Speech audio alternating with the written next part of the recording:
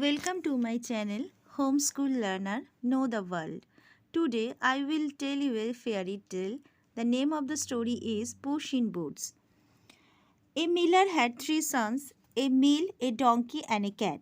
The sons had to grind grain, the donkey had to haul the grain and carry away the flour, and the cat had to catch the mice. When the miller died, the three sons divided the inheritance. The oldest received the male, the second the donkey, and nothing was left for the third but the cat. This made the youngest sad, and he said to himself, I certainly got the worst part of the bargain. My oldest brother can grind wheat, and my second brother can ride on his donkey. But what can I do with the cat? Once I make a pair of gloves out of his fur, it's all over. The cat, who had understood everything that he had said, began to speak. Listen, there's no need to kill me when all you will get will be a pair of poor gloves from my fur. Have some boots made for me instead. Then I will be able to go out, mix with people, and help you before you know it. The miller's sons were surprised the cat could speak like that, but since the shoemaker happened to be walking by, he called him inside and had him feed the cat for a pair of boots. When the boots were finished, the cat put them on. After that, he took a sack, filled the bottom with grains of wheat, and attached a piece of cord to the top, which he could pull to close it. Then he slung the sack over his back and walked out the door on two legs like a human being. At that time, there was a king ruling the country, and he liked to eat partridge. However, recently the situation had become grave for him because the partridge had become difficult to catch. The whole forest was full of them, but they frightened so easily that none of the huntsmen had been able to get near them.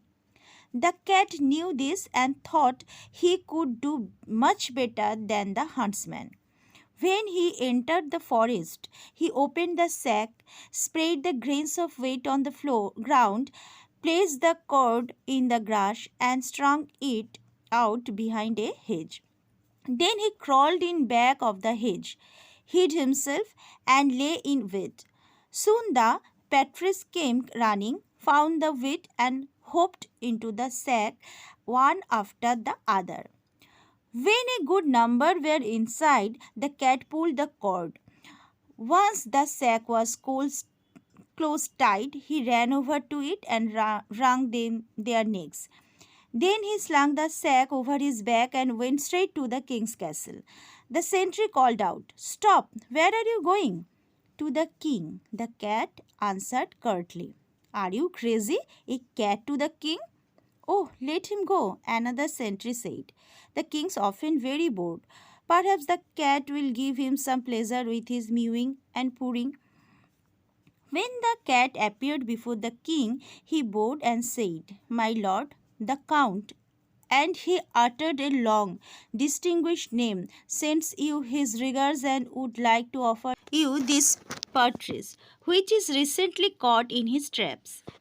The king was amazed by the beautiful fat partridge indeed. He was so overcome with joy that he commanded that the cat to take as much gold from his treasury as he could carry and put it into the sack. Bring it to your lord and give him my very best thanks for his gift. Meanwhile, the poor miller's son sat at home by the window, propped his head up with his hand, and wondered why he had given away all he had for the cat's boots, when the cat would probably not be able to bring him anything great in return. Suddenly the cat entered, threw down the sack from his back, opened it, and dumped the gold at the miller's feet. Now you have got something for the boots. The king also sent his regards and bets of thanks. The miller's son was happy to have such wealth, even though he didn't understand how everything had happened.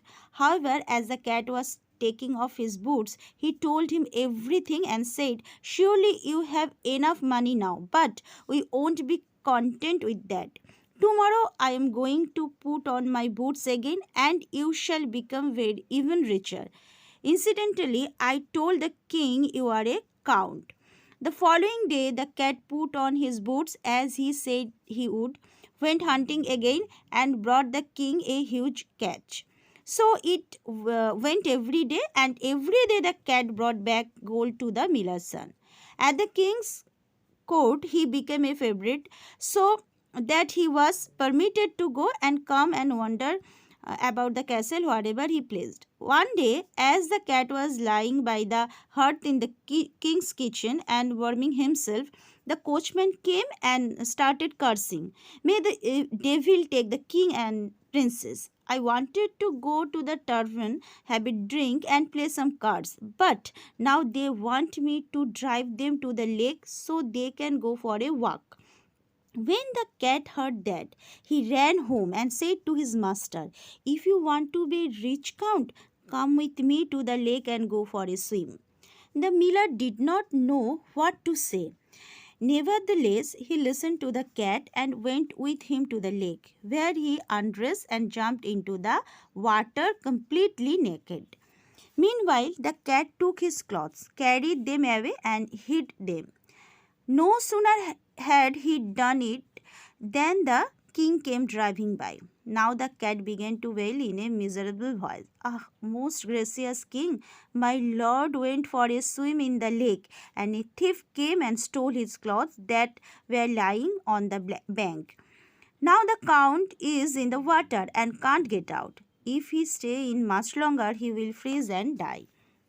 When the king heard that, he ordered the coach to stop, and one of his servants had to race back to the castle and fetch some of the king's garments.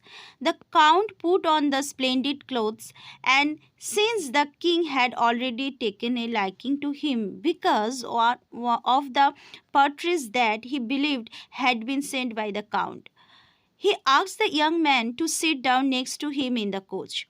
The princess was not in the least angry about this, for the count was young and handsome and pleased her a great deal. In the meantime, the cat went on ahead of them and came to a large meadow where there were over 100 people making hay. "Who owns this meadow, my good people?" asked the cat. "The great sorcerer. Listen to me. The king will be driving by, and when he asks who the owner of this meadow is, I want you to answer the count. If you don't, you will all be killed." Then the cat continued on his way and came to a wheat field so enormous that nobody could see over it. There were more than 200 people standing there and cutting wheat. "Who owns this wheat, my good people?" "The sorcerer." "Listen to me.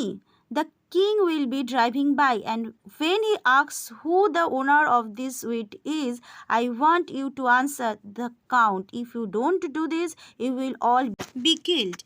Finally, the cat came to a splendid forest where more than 300 people were chopping down large oak trees and cutting them into wood. "Who owns this forest, my good people?" "The sorcerer." "Listen to me. The king will be driving by, and when he asks who the owner of this forest is, I want you to answer the count. If you don't do this, you will all be killed." The cat continued on his way, and the people watched him go. Since he looked so unusual and walked in boots like a human being, they were afraid of him. Soon the cat came to the sorcerer's castle, walked boldly inside, and appeared before the sorcerer, who looked at him scornfully and asked him what he wanted. The cat bowed and said, "I have heard that you can turn yourself into a dog, a fox, or even a wolf, but I don't believe that you can turn yourself into an elephant. That seems impossible to me, and this is why I have come. I want to be convinced by my own eyes." "That's just a trifle for me," the sorcerer said arrogantly, and within seconds he turned himself into an elephant. "That's great, but can you also turn yourself into a lion?" "Nothing to it," said the sorcerer, and he suddenly stood before the cat as a lion. The cat pretended to be terrified and cried out, "That's incredible and unheard of. Never in my dreams would I have thought this possible. But you had top all of this if you could turn yourself into a teeny animal, such as a mouse. I am convinced that you can do more than any other sorcerer in the world, but that would be too much for you." The flattery had made the sorcerer quite friendly and said, "Oh no, dear cat, that's not too much at all." And soon he was running around the room as a mouse. All at once the cat ran after him, caught the mouse in one leap, and ate him up.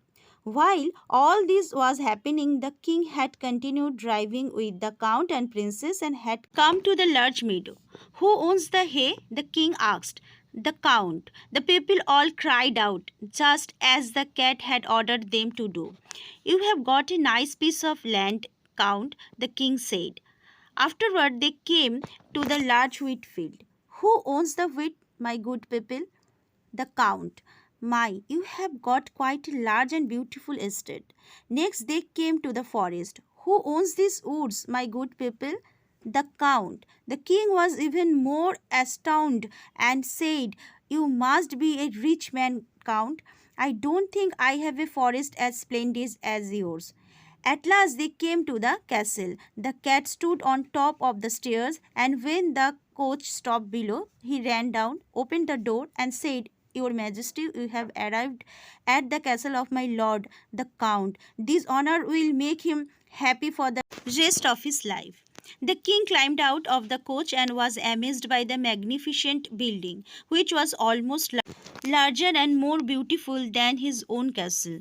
The count led the princess up the stairs and into the hall, which was flickering with lots of golds and jewels. The princess became the count's bride, and when the king died, the count became king, and the Puss in Boots was his prime minister.